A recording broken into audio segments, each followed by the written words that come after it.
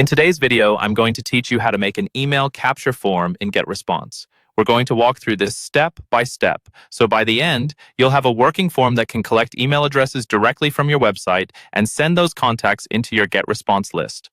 First, log into your Getresponse account and look for the main navigation menu. From there, go to the section labeled Tools, and then choose Forms and Pop-ups. This is where Getresponse keeps all the tools you need to build forms that connect to your email lists. Once you're on the Forms and Pop-ups page, click the Create button. You'll see a few different options, but for most websites, you'll want to choose In-App Form.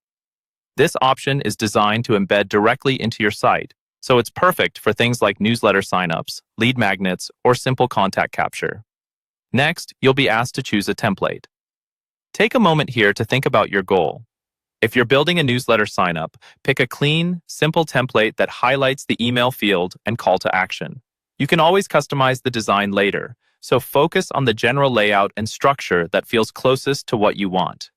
After selecting a template, you'll be taken into the editor. This is a drag-and-drop style editor where you can click directly on any text to change it. Adjust your headline so it clearly explains what people are signing up for, and tweak the button text so it's action-oriented, like sign up or get the updates. On the right-hand side, you'll see options to add or remove fields.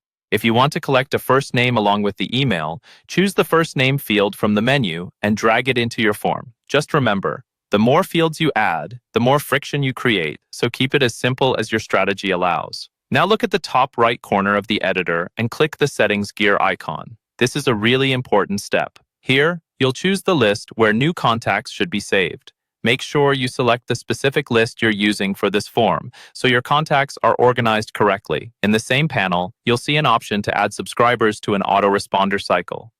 Turn this on if you want people to automatically receive a welcome email or a sequence after they sign up. When you're happy with the design and settings, click Update or Publish, depending on what you see. Publishing will save the form and make it ready to use. Finally, you'll need to connect the form to your website. Getresponse will give you two main options. If you want to embed the form directly on your site, choose Install Code yourself.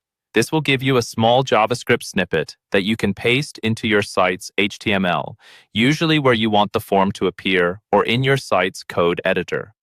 If you don't want to deal with code or you don't have access to your site's backend, choose the option where Getresponse will host the form for you. In that case, you'll get a link that you can share or link to from buttons, menus, or social media.